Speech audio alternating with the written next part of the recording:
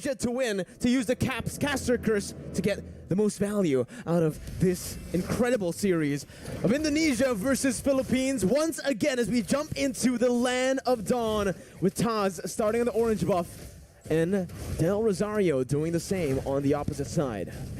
Slow start for both these junglers. They are tankier junglers essentially, so they are going to be playing a lot more for utility, but I guess Taz on the Akai can be a lot more aggressive, and just like that you can see that the Philippines, they really enjoy using Villa Luna to try to get a lot of information and just be a big nuisance, and you can see the response coming in from the Indonesian players. The Philippines already dictating what the movements are going to be. Both teams again just fighting for that mid control that is so prio, so necessary now in this current meta. Both Taz and Del Rosario are looking to go for this Lethal Wanderer, but it does feel like Indonesia will have a bit more of an advantage with the faster wave clear in the mid lane. That's the Lethal Wanderer secured by Taz, getting him a bit more XP and gold to play with. So he'll have that power spike very early on, already at level 4. As we mentioned, the wave clear game is now being a lot more monitored, a lot more managed by the players from the side of Indonesia. They've suffered from it once, they are not trying to suffer the same fate again. So right now, they're just moving around, and I think before the first turtle spawns, it's going to be relatively slow. But as I say that though... Uh-oh, there you go. Ooh. That's the barrier with a wild charge. Psychos now going to be caught. First blood over to Philippines, but look at Taz. He's able to bring the members back in with a heavy spin. Del Rosario going to fall. The jungler for the XP lane, and Dapda will be forced to flicker out of there. Villa Luna a bit late on this rotation to match up against the Indonesian mid laners, but it is still just going to be a 1-for-1. So 1-for-1, so both teams now holding their own, but this is where things get a bit hairy. The first turtle, where everyone has their ultimates, we have to see who can actually weave in the better team fight. No ultimate for Del Rosario just now. Taz gonna go for it, will be able to secure the turtle with a brilliant retribution. Dreams gets knocked up, but Philippines decide to back off. Now Dreams flickering forward, gets the Divine Judgment onto Imam, who's able to flicker away. Psychots has the Black Dragon form, looking for it, just decides to zone the Filipino members here and backs off.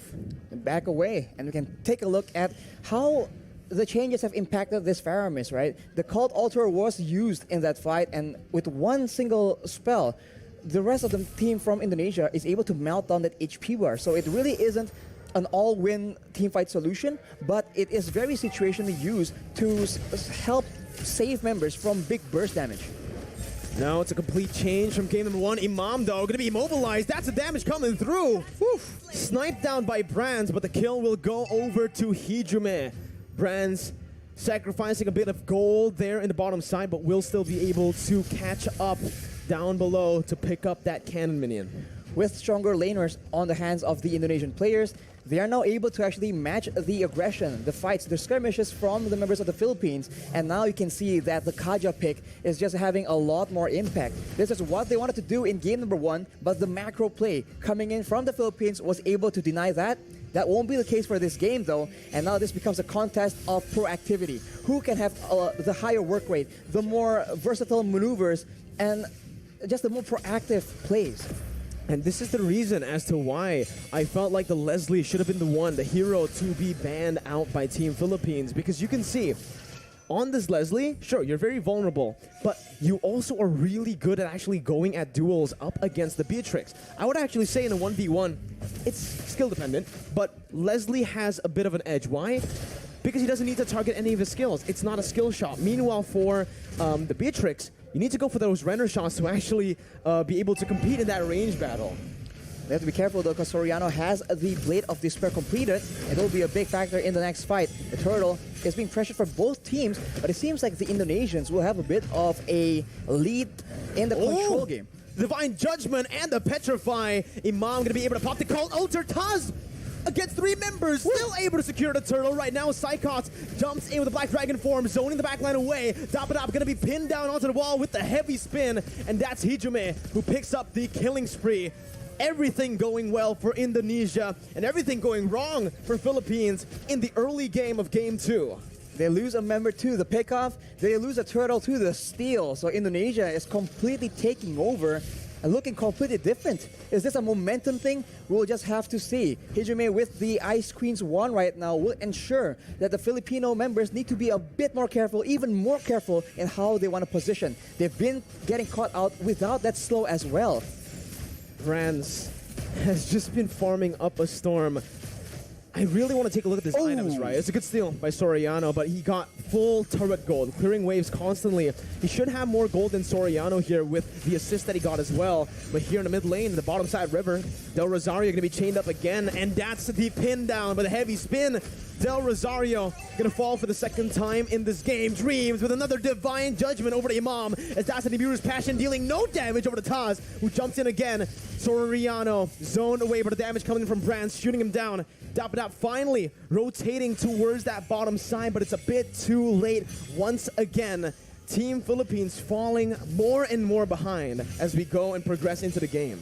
The Philippines are having very much trouble trying to manage distance because they're being slowed an insane amount. At any moment, it starts with the slow and then it gets followed up with the divine judgment, with the heavy spin. So Indonesia's pick-off game is going exactly how they want it to. And right now, they also have the advantage when it comes to range and also when it comes to that late game. They have that artillery with the real-world manipulation, and they also have the Leslie that can do a lot of true damage up to 2k in a single hit. And in the late game, Soriano will have a lot of issues trying to get any impact done in the middle of a big team fight. There's so much CC from Team Indonesia. There's a lot of survivability from Philippines, but they need to be able to utilize that crazy engage from the wild charge. And right now, it just doesn't feel like they are going to be able to. Taz there going for the turtle. That's going to be the real world inflation that was popped into for Soriano to flicker out. They baited out the Cult Altar and they baited out Villa Luna into the other side of the wall. Mid lane turret going to be sieged down. Brands looking just to poke the Filipino members, but it's a good disengage by both teams. It's still a small victory for Indonesia with that turtle take. Look at how much movement, how much of a reaction you can see from the Filipino players whenever Psychots is on the map, whenever he makes an appearance. He wasn't even popping the Black Dragon from initially, and everybody was walking backwards in fear of that engage coming through. And when you are so focused like that, you are not looking at Taz with a heavy spin. You are not looking at Dreams waiting for that divine judgment. What I want to look at is definitely the items here for Brands, because I wonder how much gold he's actually gone this game. So far, he has been left untouched to free farm. And you see there's so much damage. That's going to be the flicker over to Divine Judgment as well to find Del Rosario. The true damage does its work. Brands picks up the kill. Dapadap trying to look for a re-engage now, but only taunting Taz. Look at the poke put down by Brands. Dream's going to be in the midst of it all right now as he is going to be able to dish out some damage to zone the other members away. Dream still there with Psychots from Psychots with a petrified to find Soriano and the furious dive to get Imam low under the tier 1. Gunned down by Brands. It's a 2-0 trade for Indonesia. Unreal execution coming in from Indonesia right now. We thought that Psychots was the main distraction. He was the one coming in from behind. You barely notice it until it's way, way too late. Let's take a look at that replay right now. The fight was breaking up. There's a lot of action back and forth, and Psychots out of nowhere. The tower doesn't even matter because it's way too low. Indonesia able to actually push Philippines into a very uncomfortable position, and now with all the advantages when it comes to crowd control, when it comes to damage, they are looking at a cruising victory in game number 2. This is insane. Unreal. That's the word you can use for it, right? So much doubt for this Indonesian team after they qualified to represent Indonesia with only a week to prepare right after qualifying. Still able to play super well. And now they're rotating towards that top side. Taz soloing that lore. Del Rosario caught no one there to help him out. Has to use the wild charge defensively and will lose out on a lot of HP. Brand still is able to get out. Has the flicker. They're going to go in for another re-engage here. Just some poke down onto the frontliners. And you can see that true damage, Rashi. I really wonder what the items are looking like right now, because the damage is pretty unreal already in 9 minutes for a Leslie. It comes with a true damage, and when you're concerned about the true damage, you can actually feel the burn coming in as well. Look at the items, as you mentioned.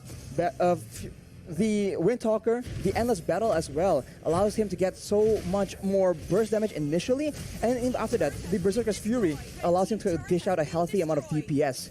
On the other hand, you can see the Yves, right? Hijumi with the glowing wand. All these tanky members are taking percentage HP damage whenever he's dishing out these spells, and they are absolutely spammable. And the siege game is dangerous. Luna going to be caught in that real-world manipulation. Imam as well, zoned away.